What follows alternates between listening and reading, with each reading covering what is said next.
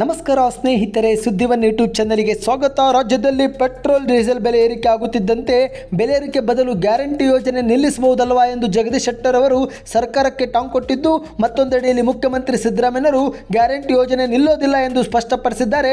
ಈ ಒಂದು ವಿಡಿಯೋನ ಪೂರ್ತಿಯಾಗಿ ನೋಡಿ.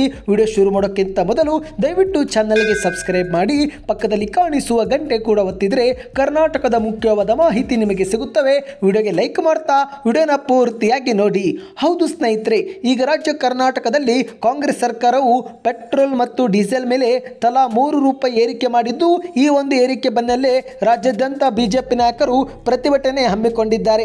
ಇದೇ ಒಂದು ವೇಳೆ ಹುಬ್ಬಳ್ಳಿಯಲ್ಲಿ ಮಾತನಾಡಿರುವ ಮಾಜಿ ಮುಖ್ಯಮಂತ್ರಿ ಜಗದೀಶ್ ಶೆಟ್ಟರ್ ಅವರು ಕಾಂಗ್ರೆಸ್ ಸರ್ಕಾರದ ಬೆಲೆ ಏರಿಕೆ ವಿರುದ್ಧ ಕಿಡಿಕಾರಿದ್ದಾರೆ. ಹೌದು, ಸುದ್ದಿಗಾರರೊಂದಿಗೆ ಮಾತನಾಡಿರುವ ಜಗದೀಶ್ ಶೆಟ್ಟರ್ ಅವರು, ಇಂದು ರಾಜ್ಯದಲ್ಲಿ ದಿನನಿತ್ಯದ ಆಡಳಿತ ವ್ಯವಸ್ಥೆ ಕುಸಿದು ಹೋಗಿದೆ.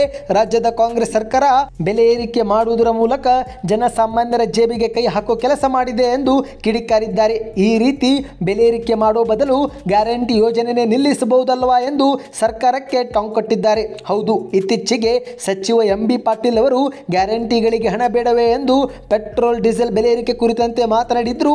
ಇದೇ ಬೆನ್ನಲ್ಲೇ ಈಗ ಬೆಲೆ ಏರಿಕೆ ಬದಲು ಗ್ಯಾರಂಟಿ ಯೋಜನೆ ನಿಲ್ಲಿಸಬಹುದಲ್ವಾ ಎಂದು ಟಾಂಗ್ ಕೊಟ್ಟಿದ್ದಾರೆ. ಹೌದು ಸ್ನೇಹಿತರೆ, ಮತ್ತೆ ಮುಂದುವರೆದು ಮಾತನಾಡಿರುವ ಜಗದೀಶ್ ಶೆಟ್ಟರ್ ಅವರು, ಈಗ ರಾಜ್ಯದಲ್ಲಿ ಬೆಲೆ ಏರಿಕೆಯನ್ನು ತಕ್ಷಣವೇ ಸರ್ಕಾರ ಹಿಂಪಡಿಬೇಕು, ಇಲ್ಲದಿದ್ದರೆ ಜನ ರೊಚ್ಚಿಗೆದ್ದು ದಂಗೆ ಏಳುವ ಪರಿಸ್ಥಿತಿ ಬರುತ್ತೆ. ಪೆಟ್ರೋಲ್ ಬೆಲೆ ಏರಿಕೆ ವಾಪಸ್ ಪಡೆಯದೆ ಹೋದರೆ ಬಿಜೆಪಿಯು ಕೂಡ ಹೋರಾಟ ಮಾಡುತ್ತೆ. ಸಿದ್ದರಾಮಯ್ಯ ಮತ್ತು DK ಶಿವಕುಮಾರ್ ಅವರು ಇದನ್ನು ಅರ್ಥ ಮಾಡಿಕೊಳ್ಬೇಕು. ಇಂದು ಬೇರೆ ರಾಜ್ಯಕ್ಕೆ ಹೋಲಿಸಿದರೆ ಕರ್ನಾಟಕದಲ್ಲಿನೇ ಬೆಲೆ ಏರಿಕೆ ಆಗಿದೆ. ನಮ್ಮ ರಾಜ್ಯದ ಜನ ಬೇರೆ ರಾಜ್ಯಕ್ಕೆ ಹೋಗಿ ಪೆಟ್ರೋಲ್ ಡೀಸೆಲ್ ತರೋ ಕೆಲಸವಾಗುತ್ತೆ. ಈ ಮೂಲಕ ಸರ್ಕಾರದ ಖಜಾನೆ ಖಾಲಿಯಾಗಿ ಮುಂದೆ ಸರ್ಕಾರಿ ನೌಕರಿ ಮಾಡೋರಿಗೂ ಕೂಡ ಸಂಬಳ ಕೊಡೋಕೆ ಆಗೋಲ್ಲ. ಹಾಗಾಗಿ ಕೂಡಲೇ ಬೆಲೆ ಏರಿಕೆಯನ್ನು ಹಿಂಪಡಿಬೇಕು ಎಂದು ಜಗದೀಶ್ ಶೆಟ್ಟರ್ ಅವರು ಆಗ್ರಹಿಸಿದ್ದಾರೆ. ಇನ್ನು ಮತ್ತೊಂದೆಡೆಯಲ್ಲಿ ಗ್ಯಾರಂಟಿ ಯೋಜನೆಗಳು ಬಂದ್ ಆಗುತ್ತಾ ಎಂಬ ಪ್ರಶ್ನೆಗೆ ಮುಖ್ಯಮಂತ್ರಿ ಅವರು ಮಾಧ್ಯಮಗಳ ಮುಂದೆ ಸ್ಪಷ್ಟನೆ ಕೊಟ್ಟಿದ್ದಾರೆ. ಹೌದು, ಪಂಚ ಗ್ಯಾರಂಟಿ ಯೋಜನೆಗಳನ್ನು ಯಾವುದೇ ಕಾರಣಕ್ಕೂ ನಿಲ್ಲಿಸುವುದಿಲ್ಲ, ಅವು ಮುಂದೆ ಉರಿಯುತ್ತವೆ.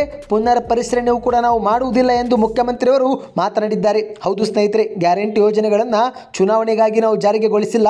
ಈ ಒಂದು ಯೋಜನೆಗಳು ರಾಜ್ಯದಲ್ಲಿರುವ ಬಡವರಿಗೆ ಆರ್ಥಿಕ ಮತ್ತು ಸಾಮಾಜಿಕ ಶಕ್ತಿ ತುಂಬಲು ನಾವು ಜಾರಿಗೆ ಮಾಡಿದ್ದೇವೆ. ಹೀಗಾಗಿ ಗ್ಯಾರಂಟಿ ಯೋಜನೆಗಳನ್ನು ನಿಲ್ಲಿಸುವ ಪ್ರಶ್ನೆನೇ ಇಲ್ಲ ಎಂದು ಮುಖ್ಯಮಂತ್ರಿ ಅವರು ಸ್ಪಷ್ಟನೆ ಕೊಟ್ಟಿದ್ದಾರೆ. ಇವತ್ತಿಗೆ ಇಷ್ಟೇ ಇತ್ತು. ನಿಮ್ಮ ಪ್ರಕಾರ ಗ್ಯಾರಂಟಿ ಯೋಜನೆಗಳು ಬಂದ್ ಆಗಬೇಕೋ ಬಂದ್ ಆಗಬಾರ್ದು ಕಮೆಂಟ್ ಮಾಡಿ. ಇದೇ ರೀತಿ ರಾಜ್ಯದ ಮಾಹಿತಿ ಪಡೆಯಲು ಚಾನಲ್ಗೆ ಸಬ್ಸ್ಕ್ರೈಬ್ ಮಾಡಿ, ವಿಡಿಯೋಗೆ ಒಂದು ಲೈಕ್ ಮಾಡಿ ಮತ್ತು ಸೂಪರ್ ನ್ಯೂಸ್ ಕಮೆಂಟ್ ಮಾಡಿ.